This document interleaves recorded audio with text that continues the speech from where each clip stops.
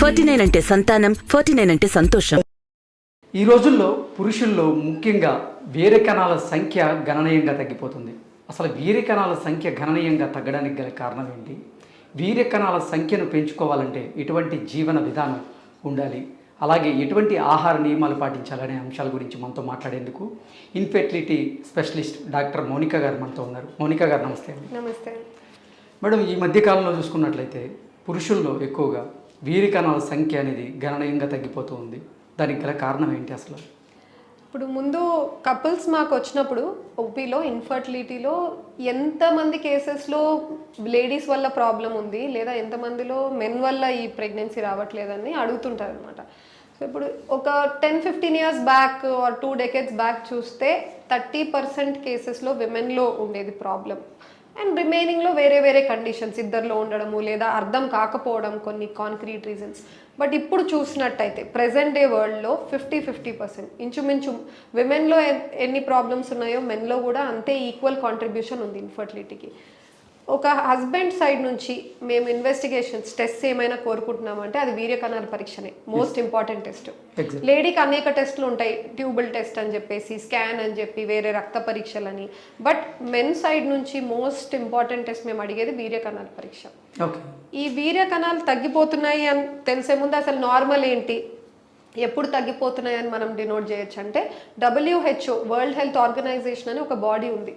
అది కొన్ని standards set చేసింది. ఓకే, ఇంత కౌంట్ అండ్ అబవ్ ఉంటే నార్మల్, ఇంత మాత్రం పర్సంటేజ్ ఆఫ్ స్పర్మ్స్ కదులుతున్నాయి అంటే అది నార్మల్ అని చెప్పేసి కొన్ని డిసైడ్ చేసింది. అది ఎలా డినోట్ చేసింది, ఈ నంబర్స్ ఎలా తెచ్చింది, ర్యాండమ్గా పెట్టిన నంబర్స్ కాదు, కొన్ని స్టడీస్ జరిగాయి.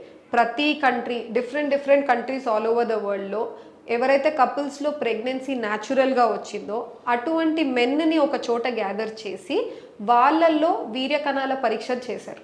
చేసినప్పుడు వాళ్ళు చూసింది ఏంటంటే మోర్ దెన్ 97-98% వాళ్ళల్లో మనం ఇప్పుడు ఫాలో అవుతున్న నంబర్స్ కనపడ్డాయి వాళ్ళకి. సో న్యాచురల్గా ప్రెగ్నెన్సీ వచ్చిన వాళ్ళలో కూడా ఒక 1-2% ఉన్నారు, వాళ్ళకి తక్కువ నెంబర్స్ ఉన్నప్పటికీ వాళ్ళకి ప్రెగ్నెన్సీ వచ్చింది, కానీ చాలా తక్కువ నెంబర్స్. సో అటువంటి కేసెస్ని మనం ఏమని కన్సిడర్ చేస్తామంటే they are a miracle, by chance అయ్యాయి. సో ఖచ్చితంగా అటువంటి నంబర్స్ ఉంటే న్యాచురల్గా అయితే ప్రెగ్నెన్సీ రావడం డెఫినెట్గా డిఫికల్టీ ఉంటుంది అని. సో ఈ రకంగా మనం తెచ్చుకున్న నంబర్స్ ఏంటి అంటే total counts per millilitre 15 million కంటే ఎక్కువ ఉండాలి, అంటే 1.5 కోటి కంటే ఎక్కువ ఉండాలి పర్ మిల్లీలీటర్లో స్పర్మ్స్. అండ్ ముందుకు కదిలే కణాల శాతం ప్రోగ్రెసివ్ మోటిలిటీ కనీసం 32% కంటే ఎక్కువ ఉండాలి. అండ్ లాస్ట్ నార్మల్ ఫార్మ్స్ అంటాం. ప్రతి కణంకి కూడా అది చాలా చిన్నగా ఉంటుంది, మైక్రోస్కోప్లో చూస్తేనే తెలుస్తుంది, కానీ ఆ కణంలో కూడా మనకి ఎలా అయితే డిఫరెంట్ బాడీ పార్ట్స్ ఉన్నాయో దానికి కూడా head, neck, middle piece, tail అని ఇలా డిఫరెంట్ స్ట్రక్చర్స్ ఉంటాయి పార్ట్స్. అవన్నీ కరెక్ట్గా ఉంటే దాన్ని నార్మల్ ఫామ్ అంటాం. లేదు టెయిల్ రెండుగా చీలి ఉంది లేదా నెక్ బెంట్ ఉంది, క్రుకెడ్గా ఉంది, ఇలాంటివి వీటిని అబ్నార్మల్ ఫామ్స్ కింద మేము లెక్క తీస్తాం. సో ఈ నార్మల్ ఫామ్స్ కనీసం 4% ఉండాలి. సో ఇవన్నీ ఫ్యాక్టర్స్ సాటిస్ఫై అయితే వీర్య కణాల శాంపిల్ పరీక్ష నార్మల్ ఉంది అన్నట్టు. ఇప్పుడు మనం మీరు అన్నట్టు ప్రెజెంట్ డే వరల్డ్లో వీర్య కణాల కౌంట్స్ వాళ్ళకి సంఖ్య కానీ లేదా క్వాలిటీ ఆఫ్ శాంపుల్ కానీ బాగా తగ్గిపోతుంది. రీజన్ ఏమై ఉండొచ్చు? First main obviously life style. అప్పుడు లైఫ్ స్టైల్ ఇప్పుడు లేదు. పడుకునే టైం ఏంటి, తినే తిండి ఏంటి, అది ఆయిల్ ఎంత ఉంది ఫుడ్లో, రిఫైన్డ్ షుగర్స్ ఎంత ఉన్నాయి, టీ కాఫీలు లేదా హ్యాబిట్స్, ఆల్కహాల్, స్మోకింగ్, ఇవన్నీ కూడా ఈ లైఫ్ స్టైల్ మార్పులు. And next activity. ముందు ఎక్కువగా అగ్రికల్చర్, ఫార్మింగ్ చేసేవాళ్ళు, వ్యవసాయం చేసేవాళ్ళు, సో వాళ్ళకి ఫిజికల్ యాక్టివిటీ ఎక్కువగా ఉండేది. కానీ ఇప్పుడు ఆ ఫిజికల్ యాక్టివిటీ పోయింది, సెడెంటరీ జాబ్స్. ఇప్పుడు యాజ్ అ డాక్టర్ అయినా నేను ఎక్కువగా పెద్దగా మూవ్ అవ్వను, ప్రొసీజర్స్ ఉన్నప్పుడు నిలబడి ఉంటాను కానీ రిమైనింగ్ టైమ్ ఐఎమ్ సిట్టింగ్. అలానే సాఫ్ట్వేర్ వాళ్ళైతే entire day work from home కావచ్చు లేదా ఆఫీసెస్లో కావచ్చు, throughout the time they are sitting. Next bus drivers ఎక్కువ హీట్లో ఆ ఎన్వైర్న్మెంట్లో వాళ్ళు ఎంటైర్ డే ఉన్నారు.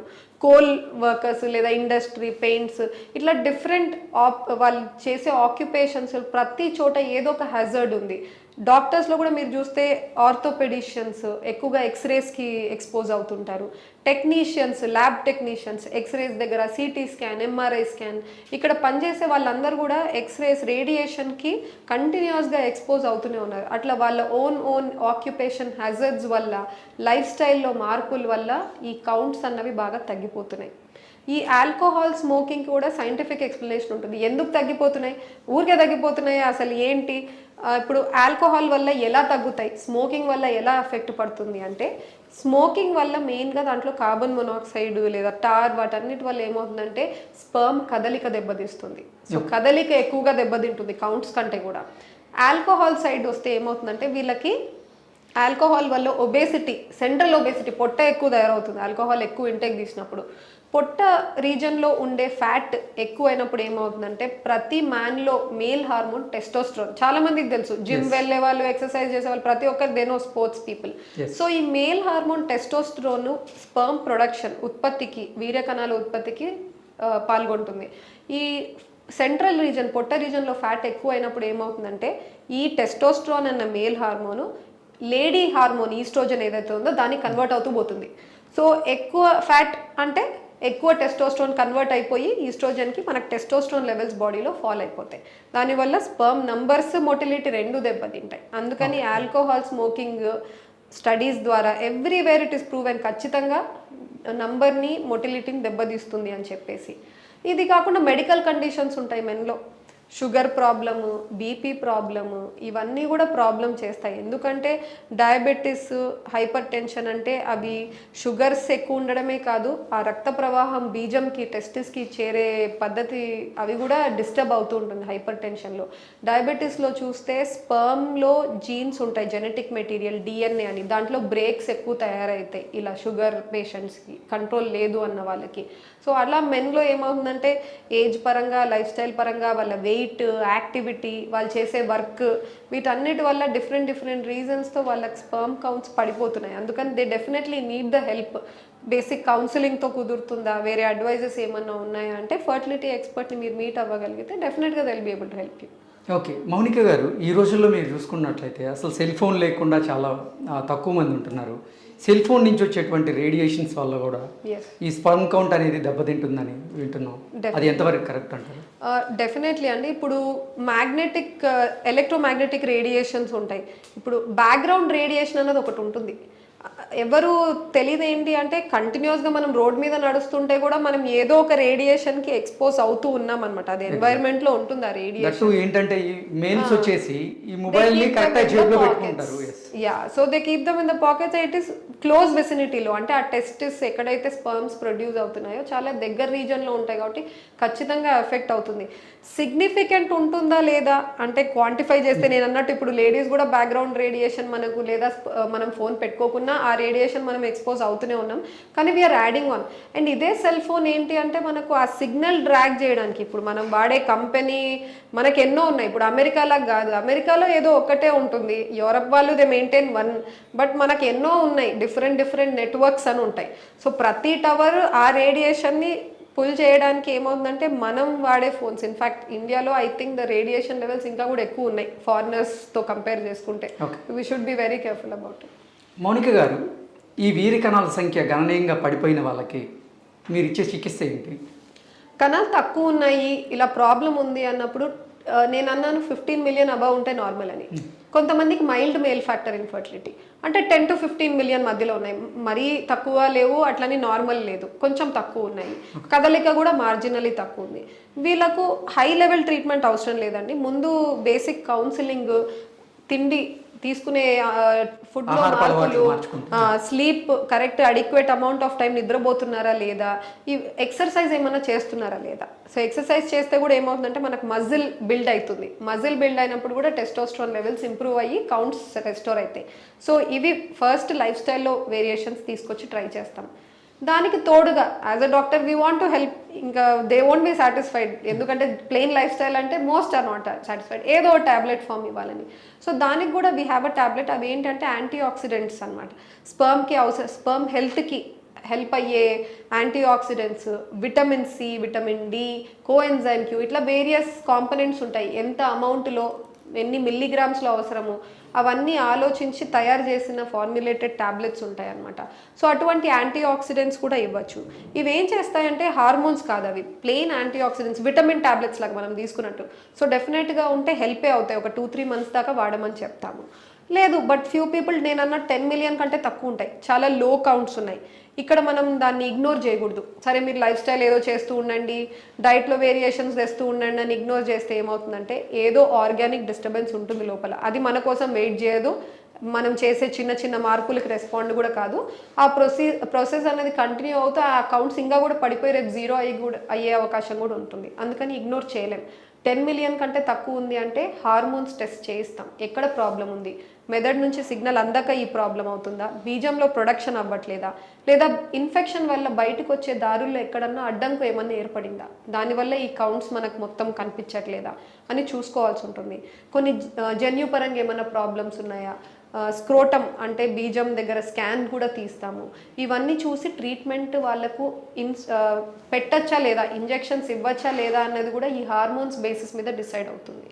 మెయిన్గా చూసేవి FSH, టెస్టోస్ట్రోన్, ఇటువంటి హార్మోన్స్ టెస్ట్ చేస్తాం మెదడు నుంచి సిగ్నల్. సో ఎప్పుడైతే ఈ FSH, LH <1.2 ఉంటే ఆ కేసెస్లో మీనింగ్ ఏంటంటే మెదడు నుంచి సిగ్నల్ సరిగ్గా అందకపోవడం వల్ల బీజం నుంచి ప్రొడక్షన్ అవ్వట్లేదు అని. అప్పుడు ఇదే సిగ్నల్ని మేము బయట నుంచి ఇంజెక్షన్ ఫామ్లో ప్రొవైడ్ చేస్తాం, HCG ఇంజెక్షన్స్ అని చెప్పేసి. కానీ టెస్టిస్ ప్రొడక్షన్ ప్రాబ్లం ఉంది, లేదా బయటకు వచ్చే దారిలో అడ్డంకు ఉంది, ఈ కండిషన్స్లో ట్రీట్మెంట్ పనికిరాదు. మనం ఈ HCG ఇంజెక్షన్స్ ఇచ్చినా కూడా ఇంకా కూడా మనం సిచ్యువేషన్ని వర్స్ చేస్తున్నాము, టైంని లూజ్ చేస్తున్నాం. సో అటువంటి పేషెంట్స్కి డైరెక్ట్గా మేము ట్రీట్మెంట్కి తీసుకెళ్తాం. సో డైరెక్ట్గా ట్రీట్మెంట్ అది IUI, IVF, ఏ ట్రీట్మెంట్ వాళ్ళకి హెల్ప్ అవుతుందో అడ్వైస్ చేసి ట్రీట్మెంట్కి డైరెక్ట్గా తీసుకెళ్ళిపోతాం. ఓకే, మౌనిక గారు, ఈ వీర్యకణాల సంఖ్య గణనీయంగా తగ్గిన వాళ్ళకి వాళ్ళు ఆ వీర్యకణాల సంఖ్యను పెంచుకోవాలంటే ఇటువంటి ఆహారపు అలవాట్లకి అలవాటు పడాలి వాళ్ళు, అలాగే వాళ్ళ జీవన విధానం ఏ విధంగా ఉండాలి? సో డైట్లో మెయిన్గా నేను అన్నట్టు ఈ vitamin C rich foods, vitamin D rich foods, coenzyme Q, antioxidants అంటే ఏంటి, fresh fruits, vegetables, spinach, sprouts, mangoes, bananas, potassium K rich ఉంటుంది. సో ఇవన్నీ ఇటువంటి ఆహారం వాళ్ళు తీసుకోగలిగితే డెఫినెట్గా ఇంప్రూవ్మెంట్స్ అనేవి వాళ్ళకి కనపడతాయి. ఇదే కాకుండా even dairy products, milk, cheese, non వెజిటేరియన్లో కూడా చికెన్ ప్రోటీన్ డైట్ ప్రొవైడ్ చేస్తుంది, ఫిష్, ఇవన్నీ మంచివే. కానీ మనం తీసుకునే మీట్, కొనుక్కొని మనం తినే మీట్ అది ఆర్గానిక్ మీట్ కాదు. పౌల్ట్రీలో కోళ్లకు ఎన్నో ఇంజెక్షన్స్, స్టెరాయిడ్స్ ఇచ్చి, ఎందుకంటే ఎవ్రీవన్ తొందరగా అవి చికెన్ ఫామ్లో వాళ్ళు తొందరగా గ్రోత్ రావాలి, కోళ్ళు తొందరగా పెరగాలి, ఆ ఉద్దేశంతో వాళ్ళు స్టెరాయిడ్స్ ఇస్తున్నారు. అవే స్టెరాయిడ్స్ చికెన్ రూపంలో మనం ఇంటేక్ వెళ్తున్నాయి. సో స్టెరాయిడ్స్ తీసుకున్నప్పుడు ఏమవుతుందంటే దానివల్ల కూడా మెన్లో టెస్టోస్ట్రాన్ లెవెల్స్ పడిపోయి కౌంట్స్ పడిపోవచ్చు. ఆర్గానిక్ మీట్ దొరికితే పర్లేదు, బట్ దొరకట్లేదు కాబట్టి కంప్లీట్గా ఇట్స్ నాట్ బ్యాడ్ కూడా, కానీ లిమిట్ చేయాలి. Daily intake, every alternate day intake ఇప్పుడు హెల్ప్ అవ్వదు, బికాజ్ ఆర్గానిక్ మీట్ లేదు కాబట్టి weekly once or maybe maximum weekly twice, అంతకంటే ఎక్కువగా నాన్ వెజిటేరియన్ ప్రిఫర్ చేయొద్దు అనే నేను చెప్తాను, until we find that organic meet it is going to be. But otherwise fish ఇవన్నీ కూడా మంచివే, ఖచ్చితంగా తీసుకోమనే చెప్తాం. Exercises definite every day ½ an hour అన్న ఎరోబిక్ ఎక్సర్సైజెస్ చేయాలి. BMI అంటే ప్రతి వ్యక్తి హైట్, వెయిట్ తీసుకొని క్యాల్కులేట్ చేసే BMI అనేది నార్మల్ రేంజ్లో ఉండేటట్టు చూసుకోవాలి. ఓకే, మౌనిక గారు, ఇప్పటి వరకు మనం వీర్యకణాల సంఖ్య తగ్గిపోయిన వాళ్ళకి పెరగడానికి ఏ విధంగా చేయాలనేది మనం మాట్లాడుకున్నాం. అసలు వీర్యకణాలు నాణ్యంగా ఉండాలంటే, అంటే స్పర్మ్ క్వాలిటీ బాగుండాలంటే ఎటువంటి ఆహారపు అలవాట్లు తీసుకుంటే మంచిది? ఇప్పుడు వీర్య కణాల పరీక్ష మేము చేస్తాం కదండి, కొంతమందికి కణాలు తక్కువ ఉన్నాయి అంటాం, కొంతమందికి బాగానే ఉందండి, రిపోర్ట్ నార్మల్ ఉంది అని అంటాం. ఇక్కడ ఏమవుతుందంటే అయినప్పటికీ లేడీ సైడ్ నుంచి కూడా ఎగ్స్ బాగానే ఉంటాయి, ట్యూబ్స్ ఓపెన్ ఉంటాయి, అయినా కావట్లేదు, లేదా మేబీ నీటి బుడగల సమస్య ఉంది, టాబ్లెట్స్ ఇచ్చి ఎగ్ తీసుకురావాలి. హస్బెండ్ సైడ్ నుంచి కౌంట్ అయితే నార్మల్ ఉంది అని చెప్పాం. కానీ ఇక్కడ కొన్నిసార్లు మిస్అండర్స్టాండింగ్స్ వస్తాయి. సో అక్కడ ఏమవుతుందంటే నిదానంగా ఒక బ్లేమ్ గేమ్ స్టార్ట్ అవుతుంది. సరే నాదైతే కౌంట్స్ బాగున్నాయి అన్నారు, సో ఖచ్చితంగా లేడీలోనే ఇష్యూ ఉంది, అందుకే ప్రెగ్నెన్సీ అనేది రావట్లేదు. But that is not the case. In fact మేము చూస్తూ ఉంటాము, కణాలు తక్కువ ఉన్నా కూడా సమ్టైమ్స్ ప్రెగ్నెన్సీ అవుతూ ఉంటాయి, కణాలు బ్రహ్మాండంగా ఉన్నా కూడా కొంతమందికి కావట్లేదు. సో రిపీటెడ్గా మేము చెప్పేది ఏంటి అంటే, మేము ఒక వీర్య కణాల పరీక్ష చేయిస్తే 30% పిక్చర్ మాత్రమే కనబడుతుంది మెన్ సైడ్ నుంచి, 70% is we do not know, ఏం తెలీదు. సరే కణాలు కనబడుతున్నాయి, కదలిక ఉంది, కానీ ఈ కదలిక ఎన్ని గంటల వరకు ఉంది? ఇప్పుడు కణాలు వెజైనాలో పడితే అక్కడ నుంచి ట్యూబ్ వరకు చేరుకోవాలి, it might take a day also journey. So ఆ 24 అవర్స్ వరకు ఎన్ని కణాలు బతికున్నాయి, అసలు అక్కడి వరకు చేరుకోగలుగుతున్నాయా, లేదా ఒక 3-4 అవర్స్కి అన్ని చనిపోతున్నాయా, అసలు ఎగ్ వరకు చేరుకోవట్లేదా, స్పర్మ్ ఫంక్షన్ టెస్ట్, ఇంకా డీటెయిల్ వెళ్ళాలి. నెక్స్ట్ వచ్చేసి DNA ఫ్రాగ్మెంటేషన్ ఇండెక్స్ అని ఒక టెస్ట్ ఉంటుంది. ప్రతి స్పర్మ్లో నేను అన్న జెనెటిక్ మెటీరియల్ బ్రేక్స్ ఎన్ని ఉన్నాయి, కణాలు ఉత్పత్తి అయ్యేది బీజంలో, అక్కడి నుంచి బయటికి వచ్చేసరికి 70-80 డేస్ పడుతుందన్నమాట. సో ఆ త్రూ అవుట్ దట్ పీరియడ్ అవి మన ఉన్న ఎన్వైరన్మెంట్ హీట్కి, కెమికల్స్కి, లేదా బ్లడ్లో మూవ్ అవుతున్న టాక్సిన్స్కి ఎక్స్పోజ్ అవుతూనే ఉన్నాయి. సో ఆ స్పర్మ్స్లో బ్రేక్స్ అనేవి చిన్న చిన్నగా ఇంజరీస్ కూడుకుంటూ ఉంటాయి అన్నమాట. అటువంటి కణాలు బయట ఫ్రెష్ శాంపుల్లో మనకు వస్తున్నాయి. కొంతమందికి బయటికి వచ్చిన టైంకి బ్రేక్స్ ఉన్నప్పటికీ మరీ ఎక్కువగా ఉంటుంది, 5% కంటే లోపలనే ఉంటుంది DFI index. So that is good enough, fine, sperms are fine.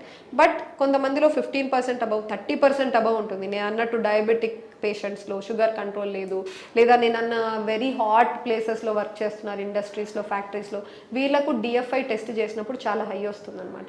దాని మీనింగ్ ఈ బ్రేక్స్ ఎక్కువగా తయారవుతున్నాయి.